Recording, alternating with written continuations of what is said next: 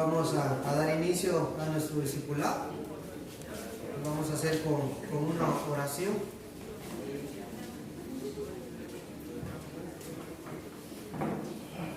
Gracias por ponerse de pie, por esa reverencia a nuestro Señor. Padre, en esta noche nos presentamos delante de ti, mi Dios amado, dándote las gracias, porque tú nos permites venir a tu casa, Señor, y poder estudiar de tu palabra. Ahora, mi Dios, nos presentamos y te pedimos que tu sangre preciosa nos limpie, nos descontamine, y que sea esa unción preciosa de tu Espíritu Santo, Señor, viniendo sobre nosotros, sobre mi vida para poder enseñar, y sobre el pueblo para recibir el mensaje que tú tienes. En el nombre de Jesús estamos atando, estamos desautorizando todo aquello que se quiera levantar en contra del mensaje de esta noche.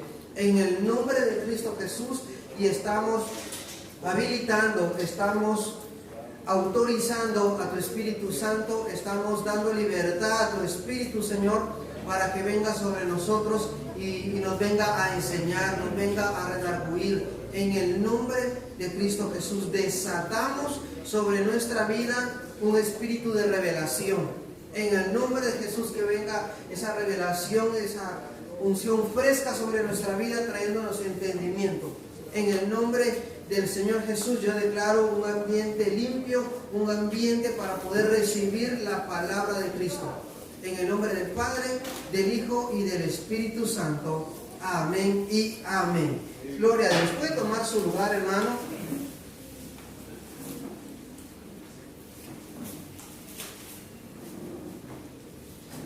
El hecho que usted esté acá esta noche, pues, me deja ver que le interesa la palabra del Señor. Amén.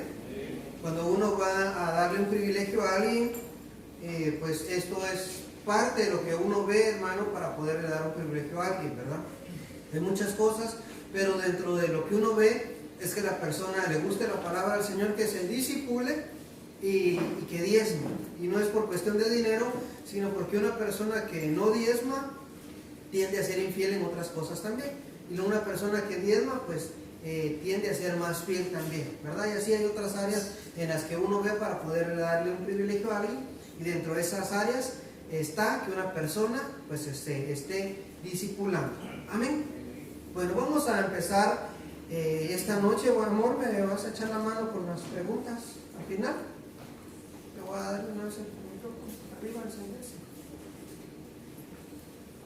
Si quiere hacer una pregunta en medio del discipulado, lo puede hacer, solo me levanta su mano y me puede interrumpir. Acá en el discipulado sí yo permito que me pueda interrumpir, no hay ningún problema.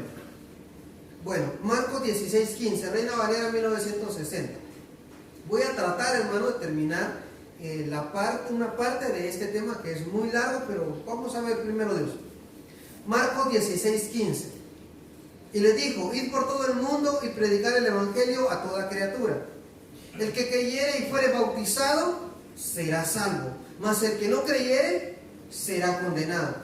Y estas señales seguirán a los que creen: en mi nombre echarán fuera demonios, hablarán nuevas lenguas, tomarán en las manos serpientes, y si bebieren cosa mortífera no les hará daño.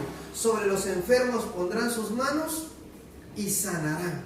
¿Verdad? Entonces, con ayuda del Señor, hermanos, pues esta noche vamos a hablar acerca del evangelismo eficaz.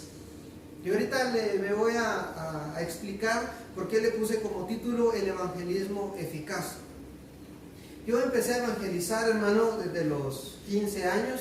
Yo empecé a evangelizar, me iba a los buses, al mercado, donde yo estudiaba, desde los 14, de hecho desde los 14. Donde yo estudiaba, hermano, los buses, mercado, me iba al parque, a las calles donde íbamos, hacíamos evangelismo personal.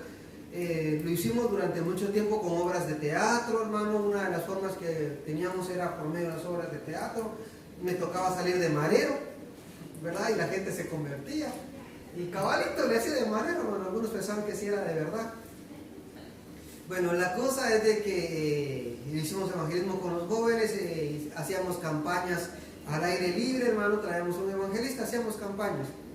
Cuando llego a casa del alfarero, pues traté como de hacerme loco, ¿no? Dije, no le voy a decir al pastor que me gusta el evangelismo, y de hecho no le dije.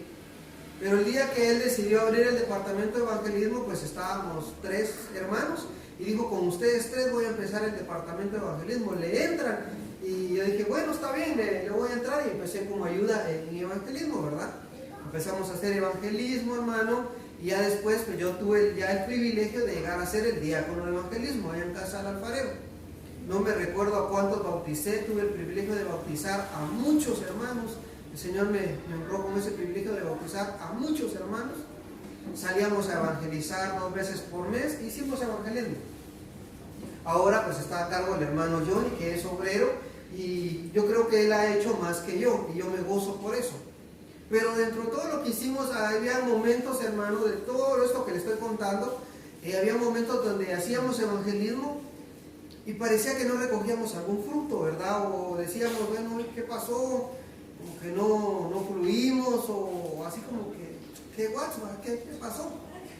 A diferencia de otras actividades donde hacíamos evangelismo y hacíamos el llamado y las personas venían, o le decíamos a alguien, ¿quiere recibir a Jesús como Señor y Salvador? Y las personas decían sí. O sea, había momentos, hermano, por decirlos así, de gloria. Y había otros momentos donde uno decía, ¿qué pasó, verdad? Pero, ¿será que porque usé la misma estrategia de la vez pasada? ¿O será que qué pasó ahora, verdad? ¿Qué estoy haciendo mal? Y resulta, hermano, que hay principios bíblicos, principios del reino de Dios, que cuando uno los lleva a la práctica, pues uno tiene esos momentos de gloria, ¿verdad? Pero cuando uno no los practica, es esos momentos así como que, hoy ¿qué pasó? Entonces, el propósito del discipulado, hermano, hoy es trasladar esos principios bíblicos, para que cuando nosotros llevemos a la práctica el evangelismo, sea un evangelismo eficaz. Amén. Hoy definitivamente no voy a poder hablar, eso lo vamos a dejar para otras enseñanzas, ¿verdad? Cómo se sube uno a un bus, cómo va uno a un mercado, cómo va uno a un parque, eso viene más adelante. Hoy le voy a dar así como que el fundamento, ¿verdad? Parte de eso, porque es bastante extenso este tema. Entonces vamos a practicar un evangelismo eficaz. Y si vamos al texto anterior, hermano, pues ahí nos dice, ¿verdad? Y le digo, ir por todo el mundo y predicar el evangelio a toda criatura. Todo el que se nos ponga enfrente hay que evangelizarlo, hermano.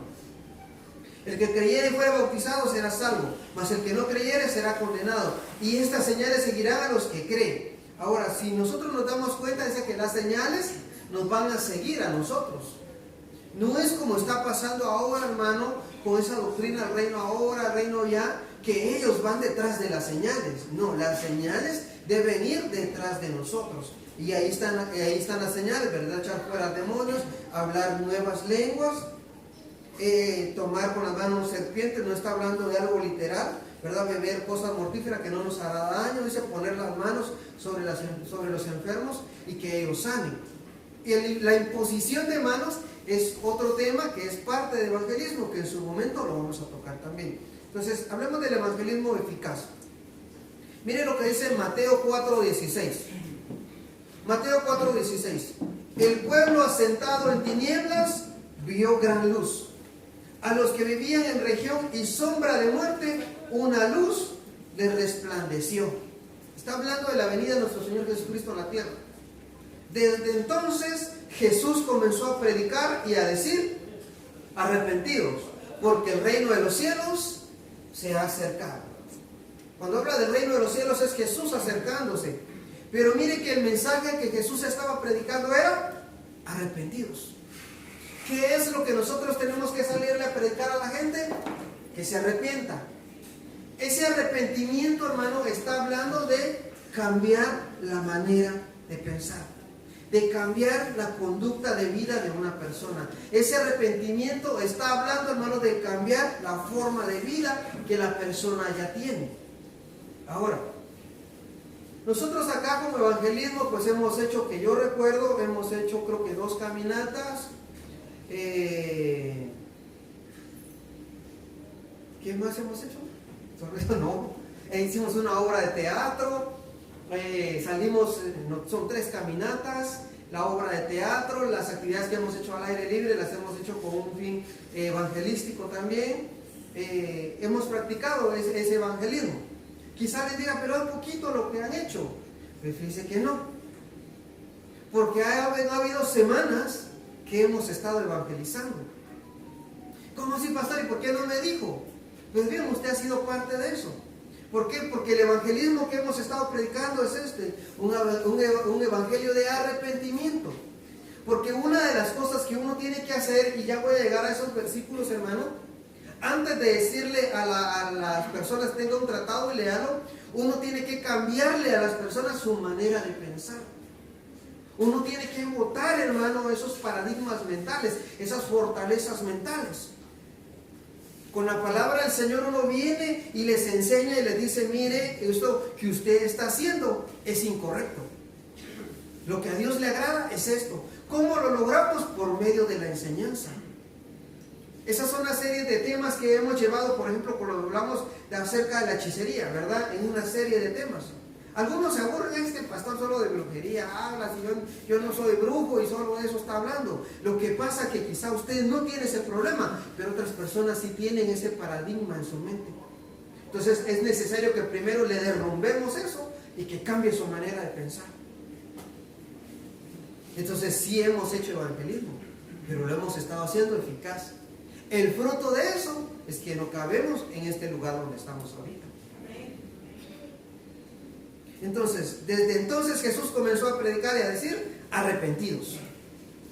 ¿Verdad que es ese arrepentimiento? Cambiarle la forma de pensar a la gente. Porque el reino de los cielos se ha acercado. Entonces, la Biblia nos enseña, hermano, y estamos conscientes de esto, ¿verdad? Que hay un reino que es de luz, al cual nosotros pertenecemos. Amén. Pero también, hermano, hay un reino que es de las tinieblas, de lo cual también estamos conscientes. Amén. Entonces, dentro de estos dos reinos, en medio de los dos reinos, hermano, pues hay un tiempo que se le conoce como un tiempo de gracia, que es nuestra niñez. Ahorita yo le explico. Yo le quiero explicar lo siguiente. Cuando nosotros somos niños, el ser humano tiene un tiempo de gracia, un tiempo de inocencia. Que cuando esa persona va creciendo, el enemigo lo que quiere hacer es arrastrarlo hacia el reino de las tinieblas. Mire lo que dice 2 Corintios 4:4. En los cuales el Dios de este siglo cegó el entendimiento de los incrédulos, para que no les resplandezca la luz del evangelio de la gloria de Cristo, el cual es la imagen de Dios. Entonces, cuando una persona nace, el enemigo lo que va a hacer, hermano, cuando la persona pierde ese tiempo de inocencia, de gracia, ¿verdad? El enemigo lo que va a hacer es quererlo arrastrar al reino de las tinieblas y cegarle ese entendimiento. ¿Cómo es que la persona está ciega? Con esos paradigmas mentales que yo le digo. ¿Qué es lo que el Hijo de Dios tiene que hacer, que está en el reino de la luz? Ir al reino de las tinieblas y arrebatar esas almas. Quitarle a la gente, hermano, esa venda que tiene de los ojos. Quitarle a la gente, hermano, de su mente esa forma de pensar que tiene. Aquí entra, hermano, la religión, las costumbres. Por ejemplo, uno tiene que ir y enseñarle a la gente que el postrarse delante de un ídolo no les de agrado al Señor. Entonces tenemos que derrumbar esa fortaleza mental. ¿Alguien fue católico aquí antes de venir al Evangelio? Cuando usted le predicaba del Evangelio, ¿acaso no su mente lo primero que decía era que esa era la religión oficial? Pero tuvo que venir, hermano, algo de parte de Dios a decirle que eso era incorrecto. Cuando le derribaron esa fortaleza mental, fue que usted comprendió. Ahora, como esa fortaleza mental ya no la tiene, ahora usted ya no vuelve a los ídolos.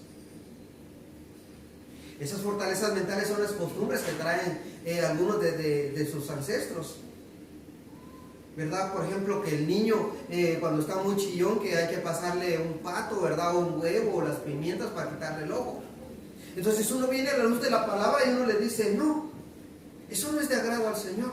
Yo voy a orar por el niño. Y cuando uno ora, se le quita lo chillón porque uno reprendió el espíritu que estaba ahí. Entonces las personas dicen, ah, es cierto. Entonces nuestra función, hermanos, es ir, arrebatar esas almas y traerlas ahora al reino de la luz, que Colosenses 1:13 dice, en el cual os ha librado de la potestad de las tinieblas y trasladado al reino de su Hijo amado. Entonces, ¿qué fue lo que sucedió con nosotros? El Señor nos trajo, hermano, de acá, del reino de las tinieblas al reino de la luz. Ocurrió un traslado. Ese es otro tema bonito, es otro tema que hay que explicar acerca de los traslados, que hay traslados horizontales y hay traslados verticales también, ¿verdad? Pero en un momento lo vamos a hablar. Bueno, ya lo hablamos, pero vamos a volver a repetir. Entonces el Señor, hermano, nos trasladó de las tinieblas a su luz. Hay algunos cuando terminan su tiempo de inocencia, pues cuando nacen en un hogar cristiano, pues son traídos para acá. Eso es lo que le está pasando a nuestros hijos y a aquellos que han nacido en un hogar cristiano. Amén. Entonces, pero nuestra función es, ahora que estamos acá, es ir a este lado y traer esas almas para acá. ¿Por qué? Porque el Señor dijo, de gracia recibiste, de gracia debemos dar ahora. Ahora, ¿qué herramientas nosotros necesitamos, hermanos, para que nuestro evangelismo sea eficaz? La oración intercesora. Miren lo que dice Colosenses 4:2. No podemos salir a evangelizar si no tenemos departamento de intercesión. Gracias a Dios ya tenemos departamento de intercesión. Si usted quiere ser parte de eso, se puede acercar con mi hermano Roberto o con su esposa y ellos le van a estar dando información. Está rico ese jugo. Yo le voy a echar más.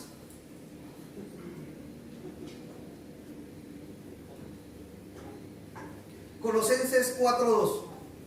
Perseverad en la oración, velando en ella con acción de gracias, orando al mismo tiempo también por nosotros, para que Dios nos abra una puerta para la palabra, a fin de dar a conocer el misterio de Cristo, por el cual también he sido encarcelado, para manifestarlo como debo hacerlo. Entonces Pablo le está diciendo, hermano, a los colosenses que por favor intercedan por él, para que cuando él evangelice, las puertas se puedan abrir. Este versículo a lo que dice Efesios 6:19. Oren también por mí, para que yo tenga valor cuando esté anunciando la buena noticia, y que los que escuchen puedan entender el plan secreto de Dios. Mi trabajo es ser delegado por Dios para anunciar su mensaje, y por eso estoy preso. Oren a Dios para que yo diga ese mensaje como debo hacerlo, sin miedo. Entonces, cuando nosotros salimos a evangelizar, la intercesión juega un papel muy importante. Nuestra intercesión debe de ser, hermano, para que la persona, cuando esté escuchando el mensaje del evangelio, pueda entenderlo.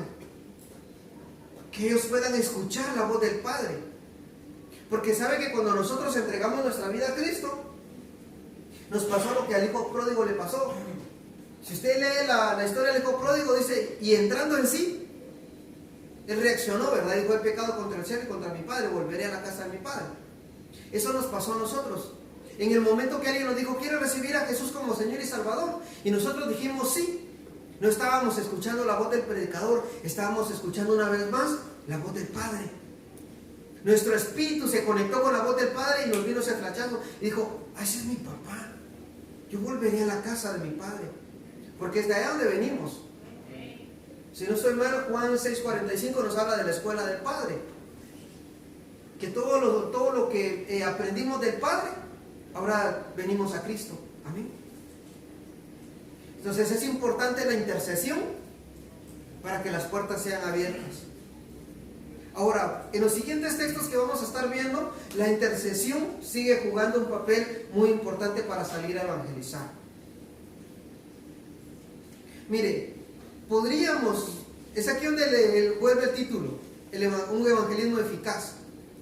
Sin intercesión podríamos salir a repartir tratados y estamos haciendo la obra, pero no va a tener el mismo resultado que si oramos antes. E incluso, si nos ponemos a interceder acá, a pedir por las almas de este lugar, va a tener más eficiencia que solo salir y dar un tratado.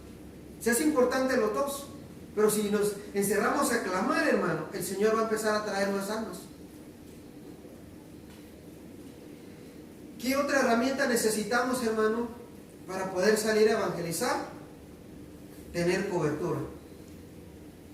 Yo le pregunto antes de darle el texto, ¿cree que es importante la cobertura o no?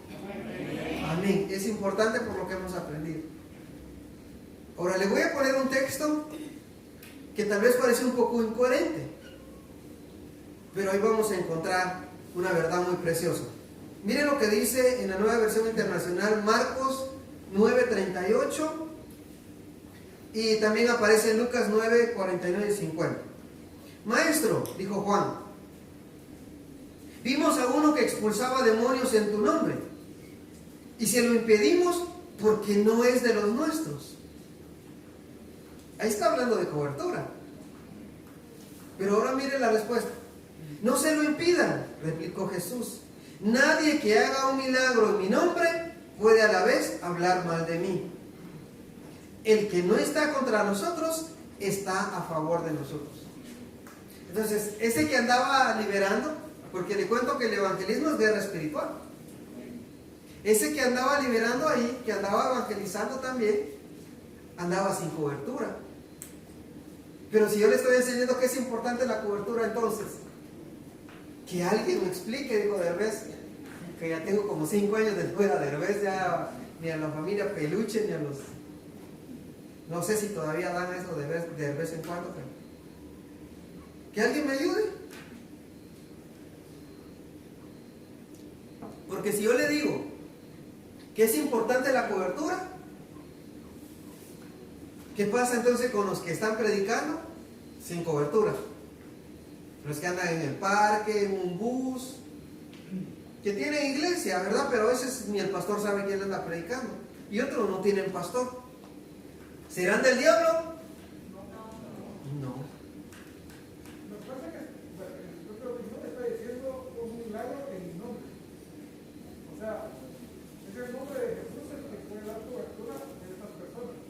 Aunque no tengan cobertura, porque dice, no se le interesa, dijo Jesús, nadie que tenga un milagro en mi nombre,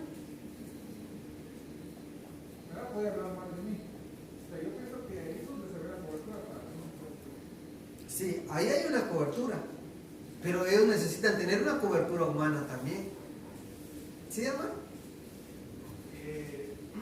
Basándonos en el versículo que dice la Biblia, cuando el Señor le dice, muchos en aquel día me dirán, Señor, Señor, si en tu nombre echamos fuera demonios, ¿verdad? Y lo demás que dice, lo que sucede es que el Señor no puede fallar a sí mismo a su palabra. Y siempre la va a respaldar, aunque el vaso que lo esté dando no esté sujeto a una cobertura, ¿verdad? Amén. Por ahí vamos. Entonces, estas personas que andan evangelizando de afuera sin cobertura, ¿son del diablo? No son del diablo. Pero el día que se presenten delante del Señor, le van a decir, Señor, yo no subí al bus. Señor, yo iba al parque. Yo hacía esto, pero el Señor le decía, pero yo no te conocí. En mi nombre lo hiciste, y porque usaste mi nombre y lo hiciste en mi nombre, fue respaldado, había una eficacia en eso. Pero por eso es importante tener cobertura. ¿Por qué? Porque una persona que está bajo cobertura está respetando una autoridad que se le delegó.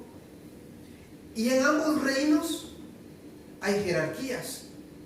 Y el respetar esas jerarquías son de los principios, hermano, que se respetan. Valga la redundancia de las palabras. Entonces, cuando una persona sale a evangelizar con cobertura, está cumpliendo un principio bíblico, que lo que va a hacer es que le va a traer bendición. Pero una persona que sale a predicar sin cobertura, el problema es que no tiene quien lo defienda. Es ahí, hermano, donde entran en función espíritus de venganza, espíritus de represalia, espíritus de contragolpe. La persona va, por ejemplo, si es un evangelista reconocido, se para en un escenario, predica, se convierte, hay milagros, pero de regreso a su casa le pasa algo a él o a su familia. ¿Por qué? Porque no hay una cobertura que lo esté protegiendo. Por ejemplo, Job tenía 3 círculos de cobertura: uno sobre él, otro sobre su familia y otro sobre sus bienes. Cuando el enemigo le pide permiso al Señor para poderlo tocar, primero empieza por sus bienes. Primero le quitó las ovejas, la herramienta que él tenía para defenderse. Luego viene, hermano, y toca a su familia. Y por último lo toca a él. Para que el enemigo lo pudiera tocar, el Señor quitó esas coberturas. Entonces la cobertura sobre alguien es muy importante.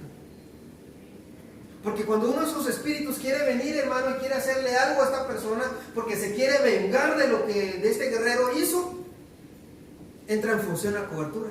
Ah, no, ese tiene quien lo defienda. Déjeme ponerle un ejemplo. Imaginemos que uno de sus hijos, que somos vecinos, imaginemos que uno de sus hijos dejó ir una pelota a mi patio y entró a sacarla, pero yo lo vi y su hijo salió corriendo, así como cuando usted era patojo, ¿verdad? Y entró corriendo a su casa. Si ese patojo no tiene hijo, no tiene papá, yo le podría pegar y decirle, ¿por qué entraste a mi casa? Y un par de cuerazos. Pero usted como papá, si es su hijo y yo quiero llegarle a pegar, ¿usted va a dejar? No.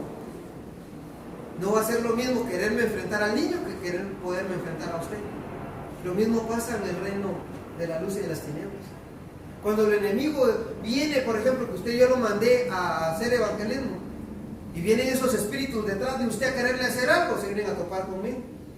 Ah, no, ese tiene pastor. Y respetan eso. Por eso es importante la cobertura. El Señor dijo, no, anda predicando, déjenlo.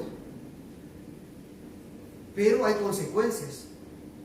Ejemplo, hermano, aquellos que andaban liberando, que aparece en el libro de Hechos, ¿verdad?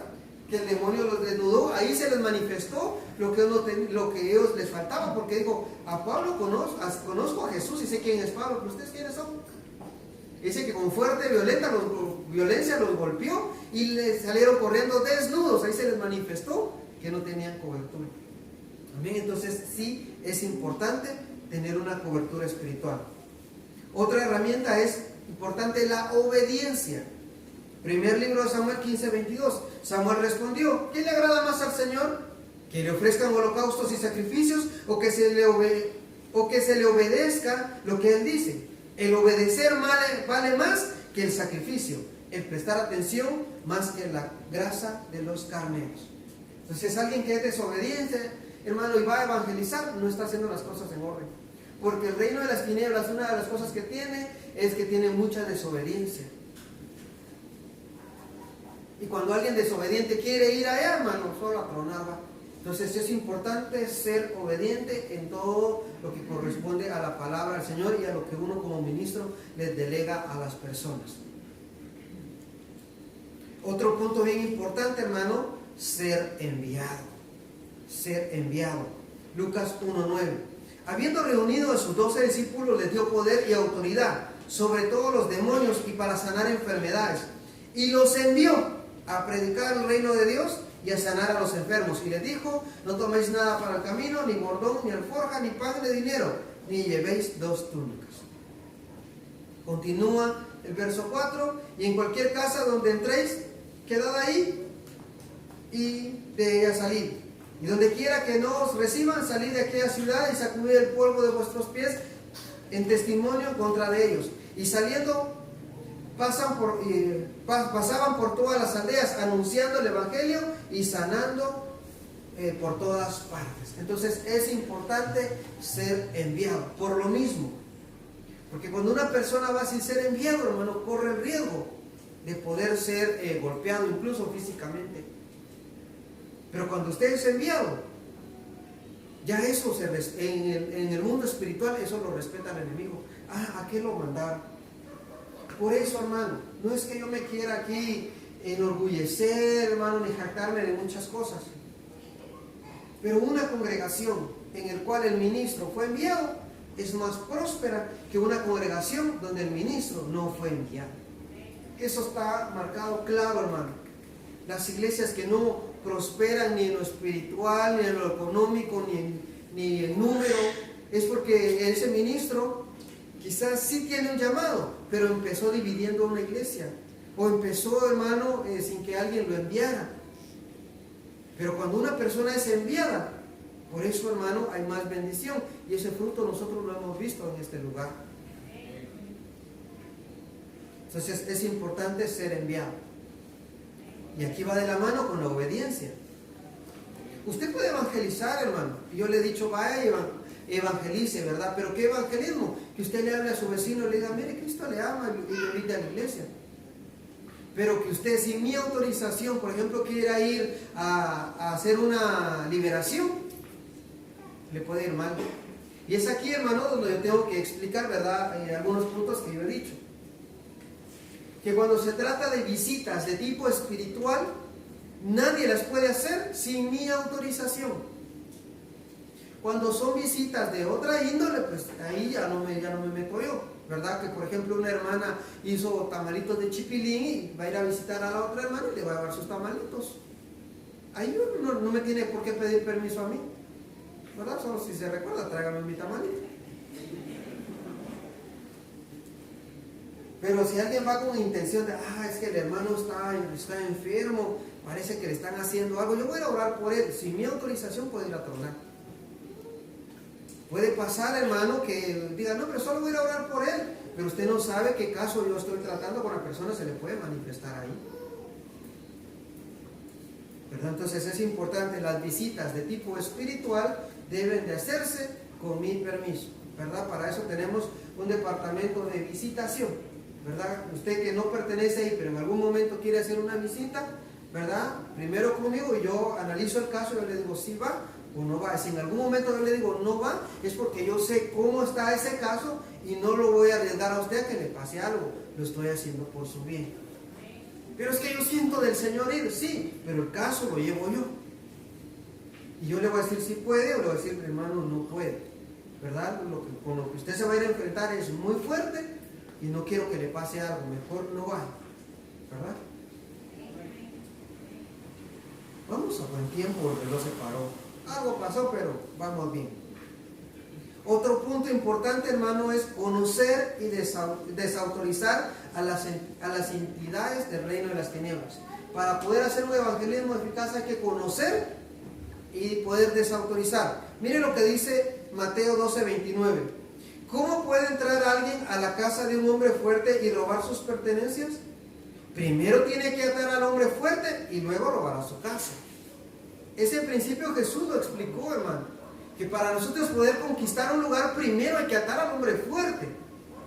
¿Quién es ese hombre fuerte, hermano? Pues Efesios nos está diciendo que puede ser un principado, una potestad, un gobernador, una hueste de maldad, hermano. Puede ser alguien de la jerarquía del reino de las tinieblas. Que primero hay que atarlo para conquistar ese lugar. Ejemplo de eso, mire lo que está en Daniel 10:13. Porque en cada región, hermano, pues hay principados, hay gobernadores. ¿Verdad? Que generalmente, hermano, por ejemplo, los municipios están entregados a una de esas potestades. Pastor, pero si ¿dónde vamos a ir a evangelizar? Es al parque, ahí no hay nada. ¿Usted cree que no? Pero sí hay. ¿Usted cree que es normal que por lo general las iglesias católicas están enfrente de los parques? No. Se ve que las iglesias católicas, hermano, una forma de ponerlas en el paganismo se conoce como líneas ley, que no las ponen en cualquier lugar. Ellos estudian el área geográfica y dicen, ahí no va, va aquí, y tienen puntos estratégicos, hermano, para colocar sus iglesias. Lo mismo que hace un brujo que sí sabe lo que está haciendo, sabe dónde va a poner su mesa, dónde va a poner su centro espiritista, ¿verdad? Sabe en qué lugar, no se va a poner a cualquier lugar. No lo puede poner, por ejemplo, a la par, hermano, o en la cuadra donde hay un cristiano evangélico.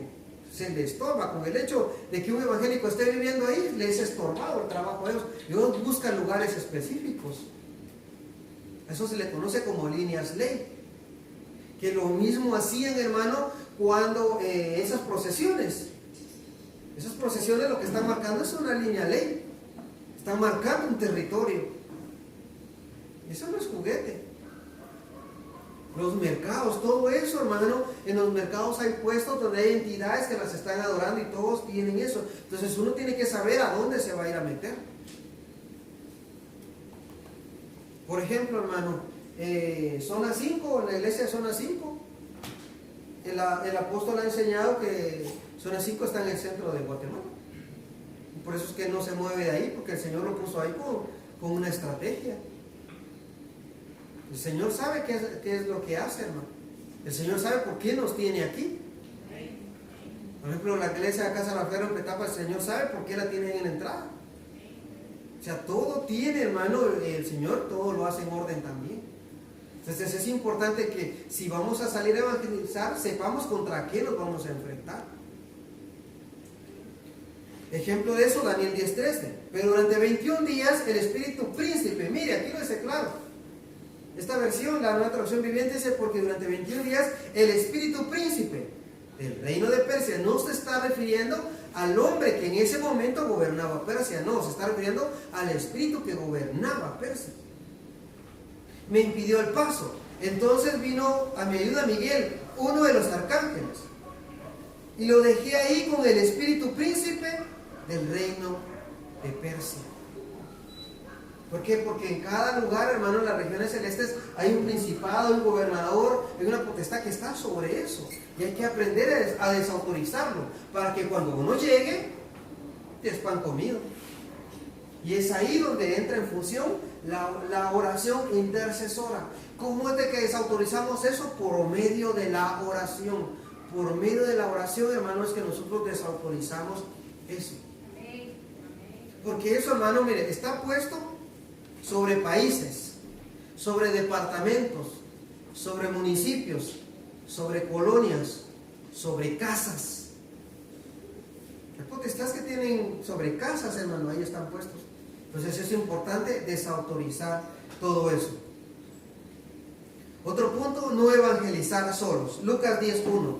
Después de esto el Señor designó a otros 70 y los envió de 2 en 2 delante de él a toda ciudad y lugar donde él había de ir. Mire, aquí vemos una estrategia de nuestro Señor Jesucristo. Los envía de 2 en 2. Eclesiastés dice, ¿verdad?, que si uno cae, el otro le levantará. Entonces, los envía de 2 en 2, pero llama la atención que los manda antes de que él llegue a un lugar. Esa es una estrategia para que él conquistara. Antes de que Jesús llegara a un lugar, hermano, que ese es un tema que yo primero Dios se lo voy a enseñar. Los viajes de Jesús. Que Jesús no iba a un lugar, hermano, solo porque, voy allá. Jesús sabía hacia dónde se movía. Pero yo lo quiero marcar así geográficamente y todo, hermano. Primero Dios. Algún día voy a dar ese tema, los viajes de Jesús.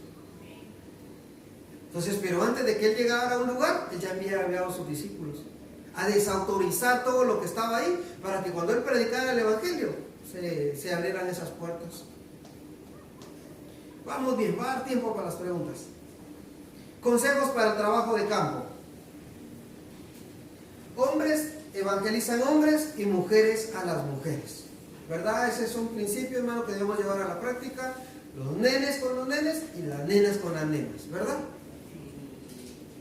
Por si hay alguna hermanita celosa ahí o un hermano celoso, ¿verdad? ¿Qué haces hablándole a la fulana de tal?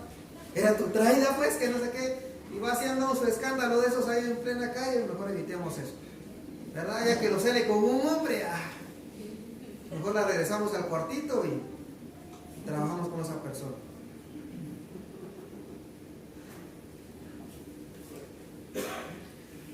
No dejarse manipular cuando nos presentan una necesidad. Se da mucho, hermano, cuando uno está haciendo evangelismo, las personas quieren manipularlo a uno y le dicen, es que viera que aquí. Y cuando uno le dice, quiere recibir al Señor, sí, pero si usted me ayuda, que no sé qué, y tratan de tocar el corazón a uno. Entonces tenemos que tener mucho cuidado, hermano, y no tener corazón de pollo. Aquí no se vale tener corazón de pollo, ¿verdad? Porque, por ejemplo, en una ocasión, hermano, una persona, yo la estaba evangelizando y me dijo, fíjese que necesito dinero para irme para otro departamento. Me contó una historia, hermano. Yo solo lo estaba escuchando, pero yo tengo algo. Cuando yo miro a una persona, la miro de pies a cabeza, hermano. Porque el cuerpo delata lo que uno está diciendo. Una persona con su boca puede estar diciendo algo, pero su cuerpo está diciendo la verdad.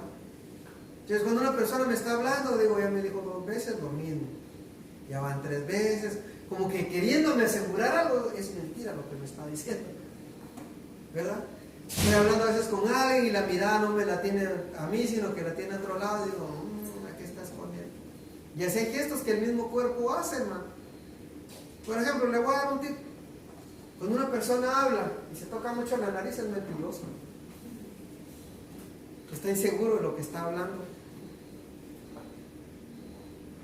Cuando una persona está hablando con usted, por ejemplo, están de frente, pero sus hombros están en la silla y está sentado en la orillita de la silla, lo que quiere esa persona es irse ya. Es una posición de incomodidad de donde está y se quiere retirar ya. Lo manifiesta con sus pies. Entonces, cuando uno está evangelizando a alguien, uno tiene que estar atento a lo que la persona está diciendo. Porque muchas veces quieren manipularle a uno, es que vamos a ver si me deja algo. Entonces hay que tener cuidado. No llevar objetos de valor, ¿verdad? No hay que ponerle tentación ahí a los ladrones tampoco, a los tacuacines, ¿verdad? No es aconsejable salir a evangelizar, ¿verdad? Con unos aretones de oro, ¿verdad? Que toda la mano llena de anillos, una su gran cadenota, ¿verdad? Me están sacando el teléfono a cada rato ahí. Tentación para los tacuacines. Orar con los ojos abiertos. Cuando uno sale a evangelizar a la calle, hermano, hay que orar con los ojos abiertos.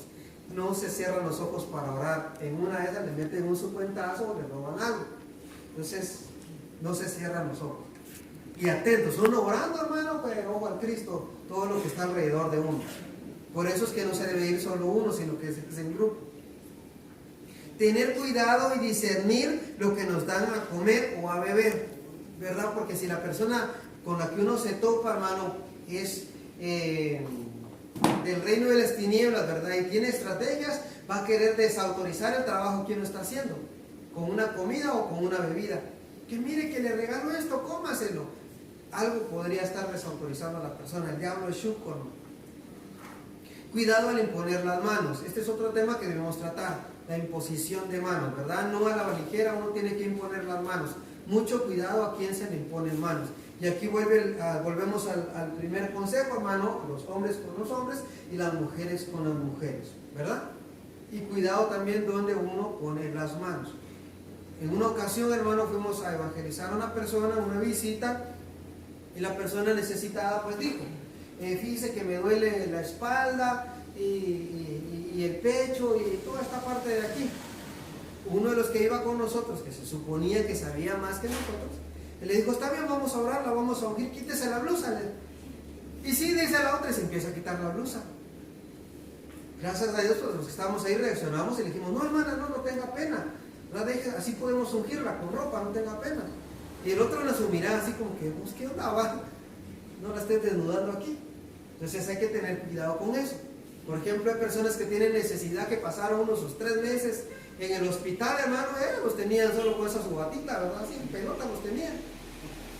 Y cuando uno va a orar por ellos, por ejemplo, a veces le dice, mire, es que mi herida es esto, y se destapan todos. Hay que tener cuidado con eso, ¿verdad?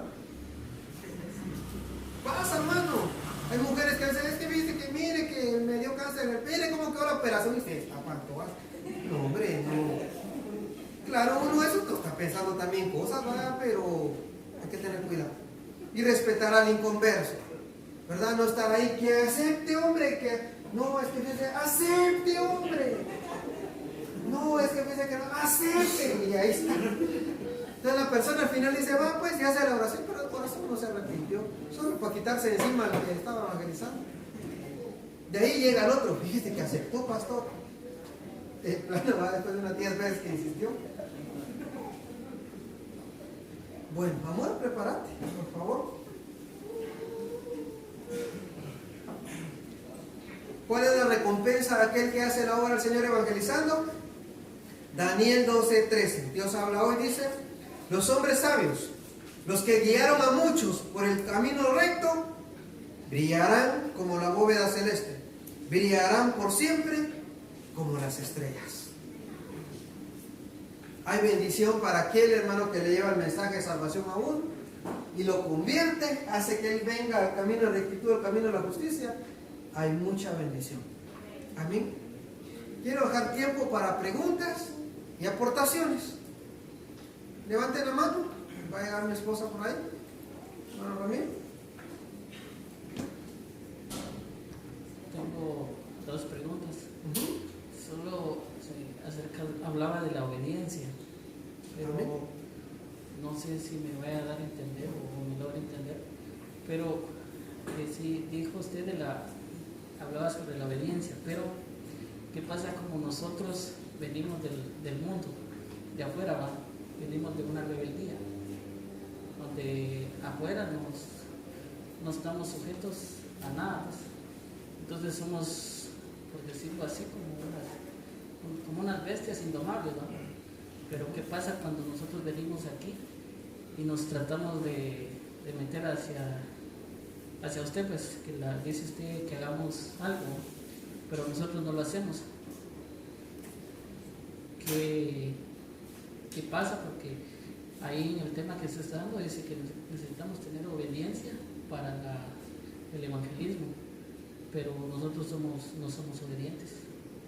Amén. En ese caso, pues primero es un proceso, ¿verdad?, que el cristiano lleva de pasar el reino de las tinieblas al reino de la luz. Tiene que ir aprendiendo obediencia. ¿Cómo? Por medio de la palabra, ¿verdad? Por medio del ejemplo de los demás también.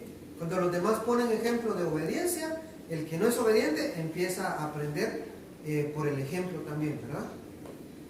Consecuencia de no ser obediente, pues que no vienen las bendiciones del Señor. ¿Por qué? Porque el Señor no se agrada de alguien que es desobediente, ¿verdad? Y cuando la persona quiere hacer algo en lo espiritual, pues el enemigo lo avergüenza. ¿Por qué? Porque es desobediente. Ahora otra sobre la cobertura. La cobertura, decía usted, ¿va?, que tenemos que estar cubiertos, ¿no?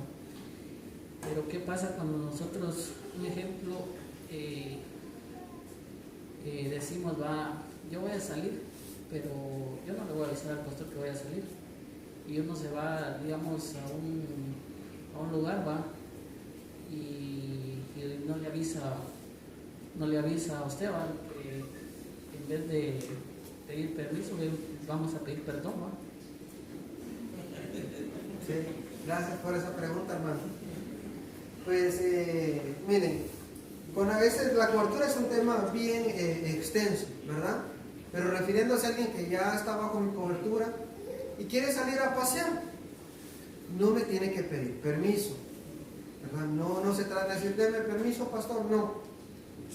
Lo que tiene que hacer es decirme, mire, pastor, yo voy a salir con mi familia a echarme mi colazo, ¿verdad? Entonces, yo lo que puedo hacer es bendecirlo, decirle, está bien, vaya, que disfruten y que Dios lo bendiga. Usted está en todo su derecho de hacerlo. Amén.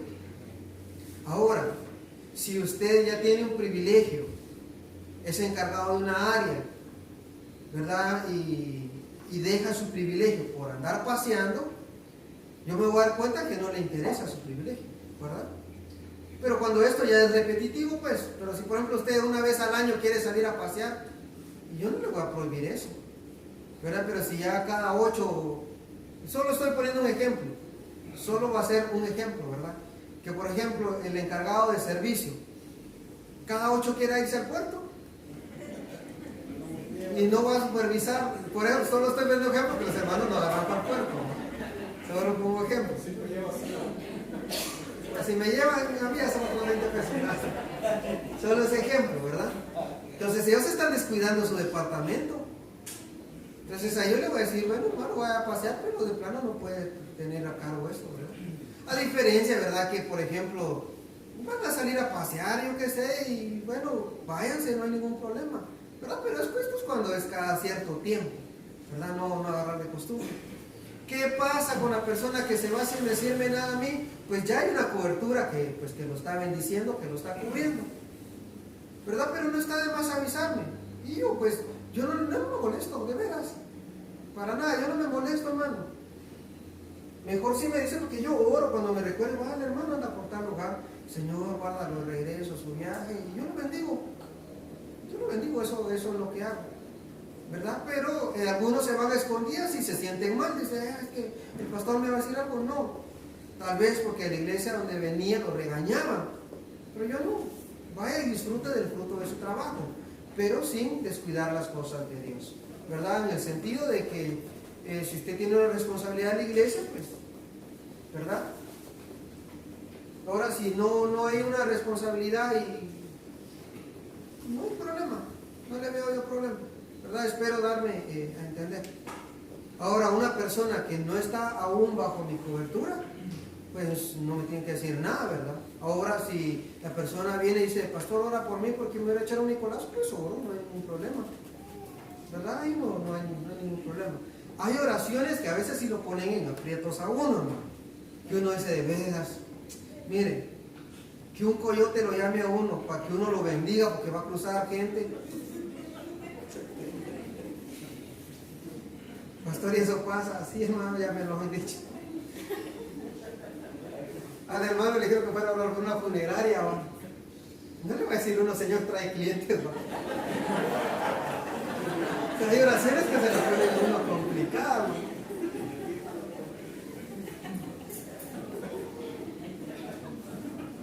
Alguien que va a llevar cocaína de un lugar a otro, le van a no bendecir eso, ¿no? ¿Le voy a dar el diezmo, pastor? Algunos creen, hermano, que me van a convencer o halagar cuando me mencionan del diezmo, hermano. O sea, que me ofenden. De veras, pero es que le voy a dar el diezmo. A veces como que piensa que decir, ¿usted es prostituto o qué para comprarlo, no? De veras. Es que ore, pastor.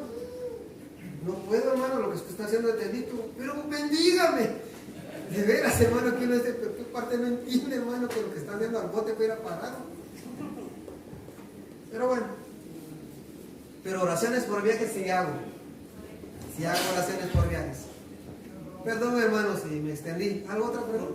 Perdón, agarro el micrófono.